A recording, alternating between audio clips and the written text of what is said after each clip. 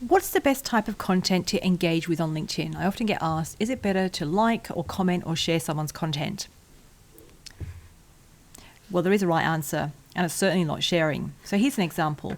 When you pick up and share someone else's content, you're sort of starting a new conversation around it. It used to work fairly well, but now when you share it, you tend to just not get the engagement and the views that you would where you were joining the conversation. So in this instance, Jay has shared Charles's content and it only has one like.